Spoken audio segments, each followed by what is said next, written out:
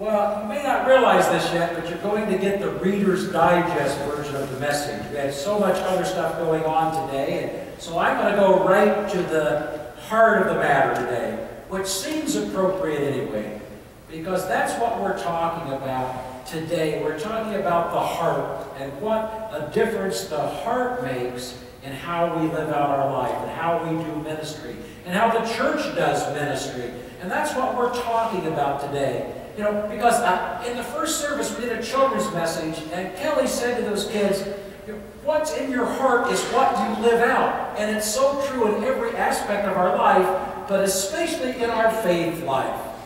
These last few weeks I've been visiting with people in my home, and in general I've talked to about 100 people, and I've asked this question of everyone.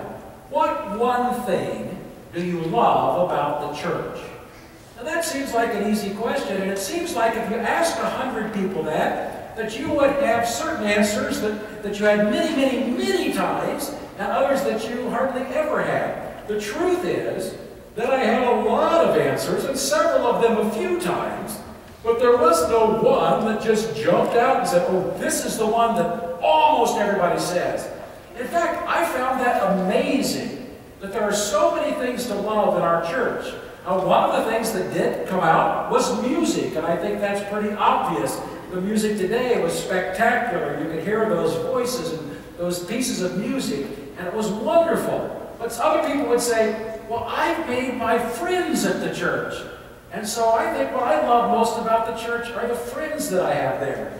Other people said, well, the church for me, it is my family, because I have no family out here.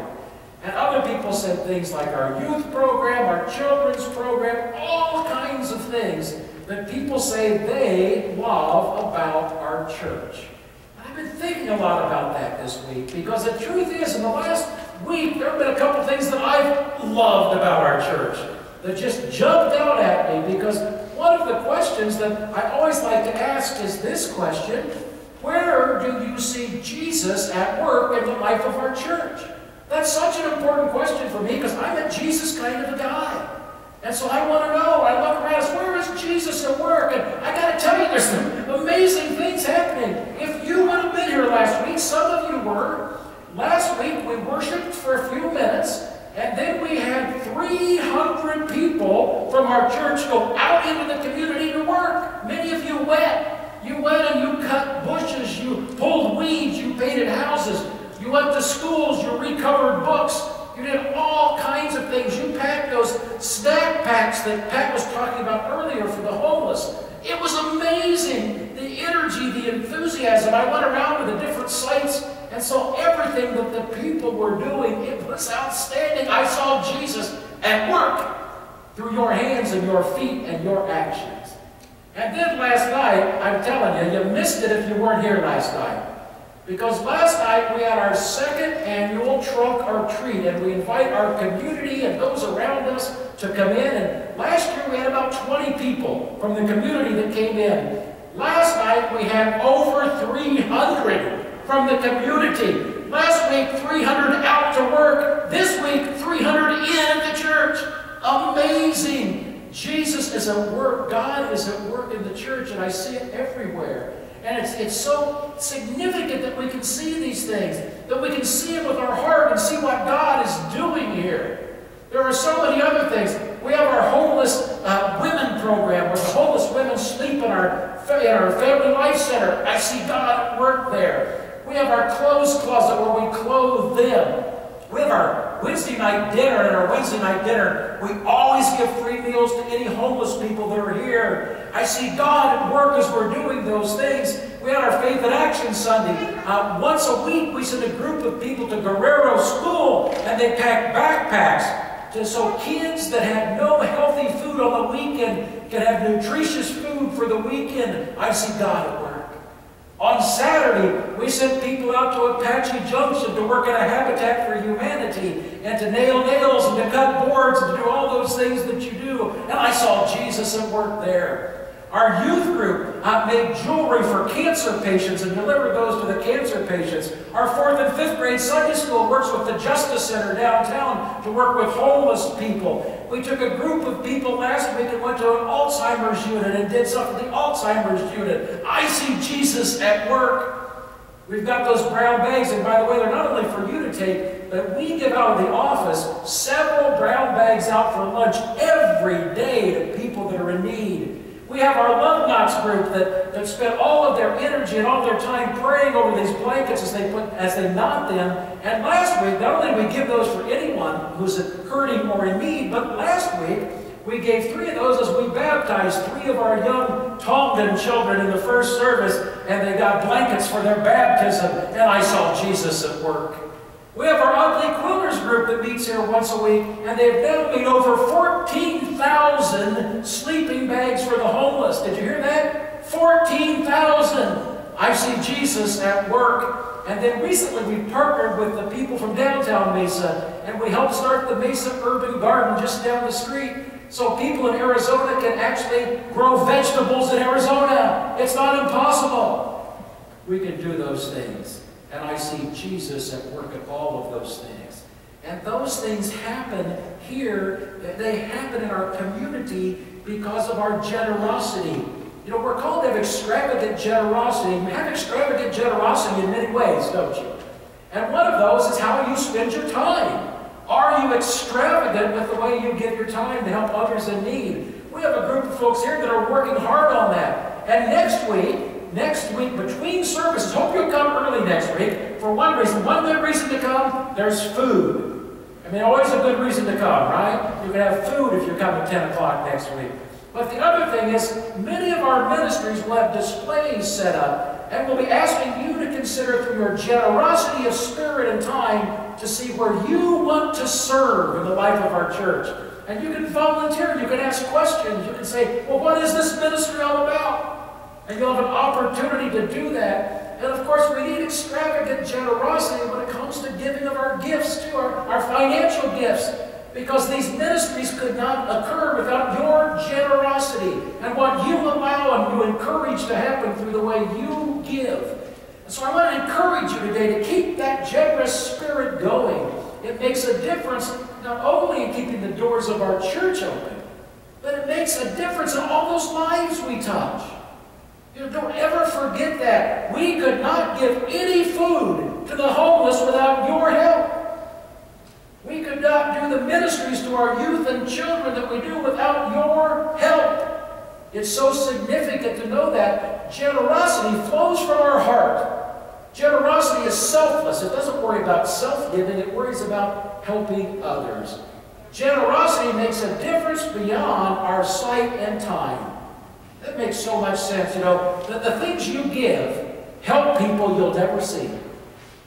The things you give to the church will be helping people years after you're gone. Do you have a vision for that? Do you have the understanding of how significant it is to give beyond our time? And with your generosity, we can achieve God's purpose in this place. So that's what I want us to think about today, is how our generosity impacts others around us. Because I really believe that people are generous with time, with money, with energy, with all they have when they can see the good work being done, when they can be passionate about what's happening and join in on what's happening. Sharing good deeds results in caring ministries and a vibrant, healthy life for us as individuals and for us as a community of faith. That's what happens when we give our time, energy, and money. Why do you give? I mean, that's a great question, isn't it? Why do you give? And why do we ask you to give extravagantly? I'll give you just a couple of brief examples today. One is we have a man that normally comes to this service, and we noticed a while back that he hadn't been here, and we tried to call him, but his phone wasn't working. And so Eric volunteered. One of our staff people said, well, I will go on my way home tonight and see if I can find him. And he went to his house, and we found out that he got tears in his eyes to find out that the church cared enough to send somebody out to check on him. And by the way, he was baptized at this church in 1922. 1922! That's even older than me. He's been around a while. And he's done a great job, and we were able to minister to him with extravagant generosity. Our children last night, You really had to be here last night to experience what we had with Trunk or Treat. When, as Pastor Bob said, he was driving up and he saw people like streaming towards the church from the neighborhood. He said it was an amazing sight. And he said, we gave out, I think, over 300 snow cones. We gave out countless bags of popcorn. I think everyone ran out of candy. We were so overwhelmed, but the amazing response, that happened because you helped support our children's ministry. And there are new children's ministries just ready to blossom if we can fund them. We're looking at a preschool down the road again and what that might mean to our community. We're looking at other things we can do and reach out into the community and touch children's lives. We're looking to support our youth ministry. Our youth ministry here, by the way, it's so important to recognize this. We have more youth involved in youth ministry now than any time in 10 years. It's a growing ministry. Great things are happening under the leadership of our new youth director, but it's because we can give generously to that program, and it's helping things happen. He's preparing to take up to 30 youth next year on a mission trip in the summer to work in California, a hands-on mission trip, working with the poor and the homeless in California. That's because we give with extravagant generosity. Great things are happening. Great things will continue to happen here tomorrow and the day after and the year after and 10 years down the road because of the generosity that we're pouring into the church today. So I want you today to think about, as you leave, to first of all think about the part you play through the giving of your energy, your time, your resources to make ministry happen here. Great things can happen through Jesus here, through the ministry of the church here, if we can support those things in all kinds of ways to make them happen. So today I'm seeking that you just ask God. Ask God what ways God would use you with your extravagant generosity in the ministry of this church to make a difference in the world, and not just for today, but for tomorrow. Thanks be to God for the opportunity. Amen.